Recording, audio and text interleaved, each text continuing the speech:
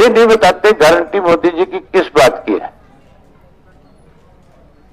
ये भी नहीं बताते कि हमने 10 साल में क्या काम किया। 10 साल में इस देश को लूट करके खा गए। जो संस्थाएं जिनसे इस देश को पैसा आता था, जिससे खजाना बढ़ता था, वो सारी की सारी बेच दी। आपके सामने है, मोदी की सरकार बनने के बाद रेल बेच दी, रेल के स्टेशन बेच दिए। अंबानी की, अडानी की रेल चलती है कि नहीं चलती आजकल?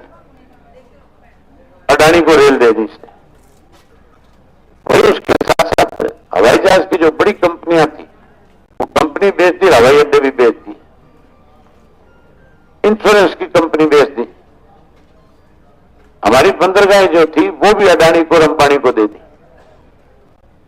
उसके साथ साथ बैंक बेच दिए। और पिछले 10 साल के अंदर 16.5 करोड़ रुपया जो है, लाख करोड़ रुपया, 16.5 लाख करोड़ रुपया जो है अंबानी का, अडानी का, इन जैसे और 4-6 घरों का माफ कर दिया। 10 साल में देश बेच दिया। अब विकसित भारत की बात करते हैं। जो वायदे हमारे से किए थे वो पूरे नहीं किए। किसान को कहा था कि तेरे को एमएसपी का कानून बना के देंगे। किसान से वायदा किया था 2022 में तेरी फसल के दाम 2 गुना कर देंगे। 2022 तो बीत गया, फसल के दाम 2 गुना हुए कि नहीं हुए? फसल के दाम बढ़ने की बजाय पहले से कम हो गए। 3 काले कानून बना दिए थे। और ऐसे काले कानून थे, अगर लागू रह जाते तो फिर साथियों मान के चलो, जिन जमीनों के आज आप मालिक हैं, फिर आप उससे बेदखल हो जाते हैं। फिर तो अंबानी अडानी की कंपनियां आपकी जमीनों की मालिक बन जाने थी। ये तो सारे देश का किसान इकट्ठा हो गया। खास करके दिल्ली के चारों तरफ 5 स्टेट का किसान जो था, उसने 13 महीने अपना घर बार, परिवार, बच्चे, खेत सब छोड़ दिया था। लाखों की संख्या में इकट्ठा हुआ। पंजाब का, हरियाणा का, राजस्थान का, मध्य प्रदेश का, उत्तर प्रदेश का, लंबी लड़ाई लड़ी। उस दौरान कोरोना जैसी भयंकर बीमारी आई, उसकी भी परवाह नहीं करी और उस लड़ाई को 13 महीने में जीतने का काम किया। एक समय ऐसा भी आया था उस लड़ाई के दौरान, मैं जब टीकरी के बॉर्डर के ऊपर हजारों लोगों को साथ लेकर के पहुंचा, तो वहां जो किसान नेता बैठे थे, उन्होंने मेरे सामने प्रस्ताव रखा और कहा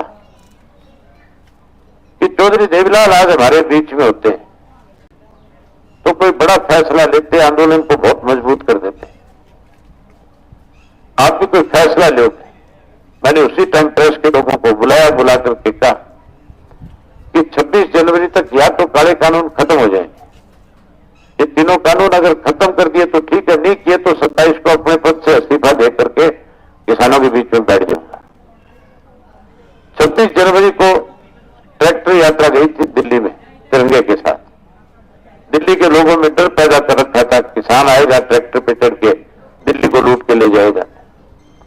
हम जब दिल्ली में बड़े ट्रैक्टरों के साथ तो लोगों ने स्वागत किया, फूल मालाएं दी, फ्रूट दिए, मिठाइयां बांटी, लंगर लगाए।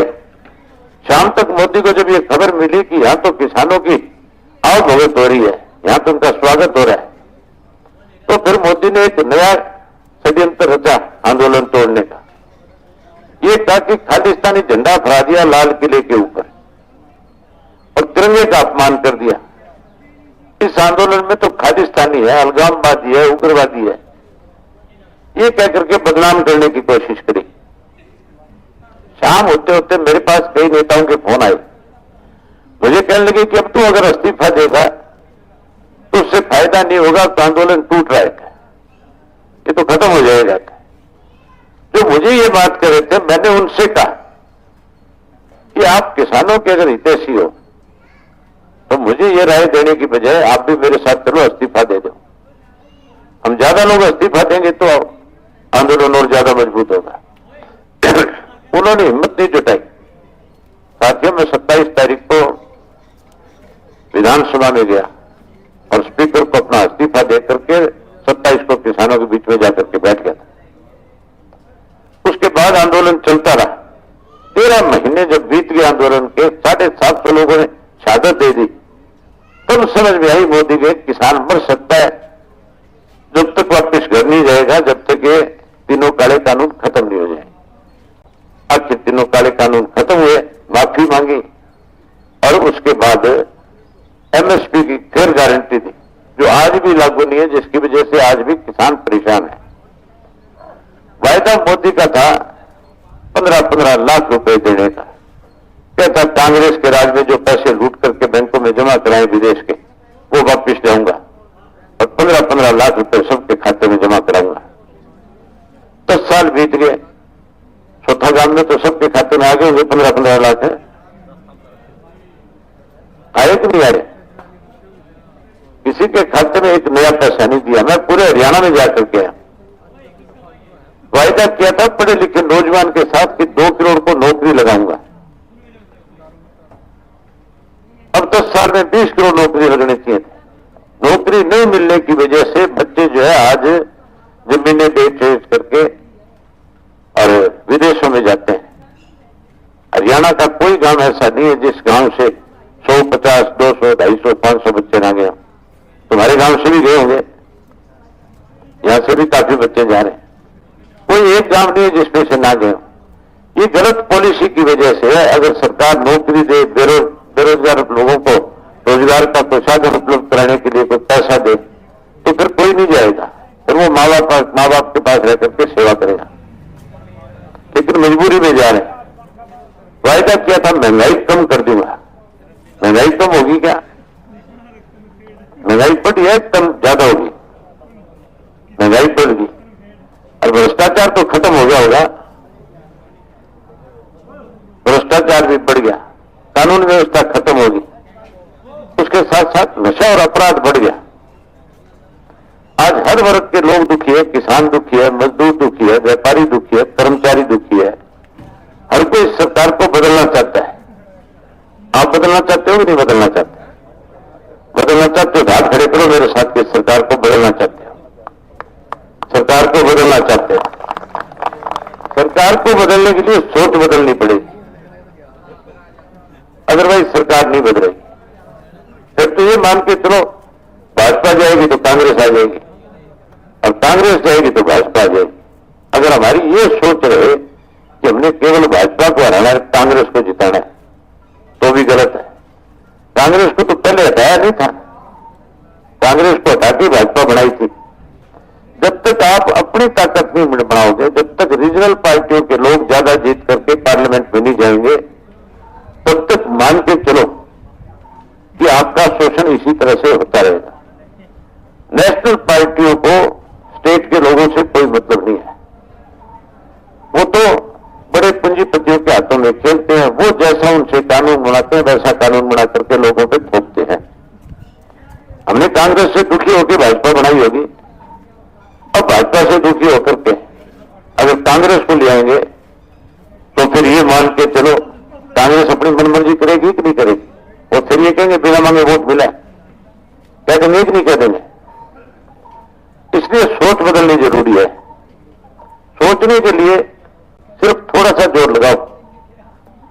नवीन जिंदल 10 साल मेंबर पार्लियामेंट रहा कांग्रेस का, 10 साल और बीत गए। इन 20 सालों में कभी आपके गांव में आया क्या? कभी देखा 20 साल में आपने चौथा गांव में उसको है? इस भाजपा ने तुम्हारा ऐसा काम कर रखा है कि तुम बोल भी नहीं सकते। तुम बोल के तो बता दो आया कि नहीं आया? नहीं आया कभी। ये जो गुप्ता खड़ा है इसका तो कोई वास्ता ही नहीं है। ये तो हरियाणा का रहने वाले नहीं है, तो दिल्ली रहता है, दिल्ली से राज्यसभा का मेंबर था। कांग्रेस पार्टी स्वार्थ के चलते हैं इनसे समझौता कर दिया। इनसे तो एक ही बात पूछो आप वालों से, कांग्रेस वालों से, कि एसवाईएल के ऊपर फैसला हो गया। सुप्रीम कोर्ट ने हमारे हक में फैसला कर दिया। 35 लाख एकड़ फुट पानी जो है पंजाब से हमें मिलना है। कोई हम भीख नहीं मांग रहे, हम कोई खराब नहीं मांग रहे किसी से। पंजाब हरियाणा अलग अलग 2 प्रदेश पड़े, तब ये फैसला हुआ था। और वो फैसला लागू करने की बजाय लाया गया। अब सुप्रीम कोर्ट से हमारे हक में हो गया, हमें हमारा पानी मिलना चाहिए कि नहीं मिलना चाहिए। भगवंत मान की सरकार ने एक रेजोल्यूशन पास कर दिया आप पार्टी ने कि हमारे पास एक बूंद पानी फालतू नहीं है, हम हरियाणा को नहीं देंगे। पानी फालतू नहीं है, पानी फालतू उस दिन दे देना, नहर तो बनाए, वो तो नहर भी नहीं बनाने देते। हरियाणा में सारी नहरें बनी हुई है, पंजाब का छोटा सा टुकड़ा बचा हुआ उसको बनाने नहीं दे रहे, उस पर राजनीति कर रहे। अगर वो हमें पानी नहीं देते तो क्या हमें इनको वोट देना चाहिए? है तो वोट नहीं देना चाहिए ना। फिर कांग्रेस वालों से पूछो कि तुम इनको वोट कैसे दे रहे हो, ये तो बताओ। ये तो हमारे दुश्मन है, हमें पानी नहीं दे रहे। ये पानी भी कोई वोट नहीं लाएगा। आप मुझे एमपी बनाओ, आने वाले समय में इंडियन नेशनल लोकल पार्टी की सरकार बनाओ, ये पानी तो मैं इनके मोड़ी के लाके ले आऊंगा। मैंने खुल के एक बात कह रखी है कि जिस दिन इंडियन नेशनल लोकल पार्टी की सरकार बन गई, या तो नहर बन करके पानी आ जाएगा, नहीं आएगा तो फिर पंजाब का आदमी यहां से नहीं निकल पाएगा। फिर पंजाब की सरकार का कोई व्यक्ति दिल्ली नहीं जा सकेगा, सारे रास्ते बंद कर दूंगा। और जो दिल्ली वाले हमारा फैसला लागू नहीं करवा रहे, उनका भी इलाज करूंगा। उनके दिल्ली में जाने के लिए सारी सब्जी, दूध, फल, फ्रूट, सारा सामान हरियाणा से होकर के जाता है। फिर वो रास्ते भी बंद करेंगे ताकि हमें हमारा हक मिले। आज एसआईएल को लेकर के हमारा पानी रोक लिया,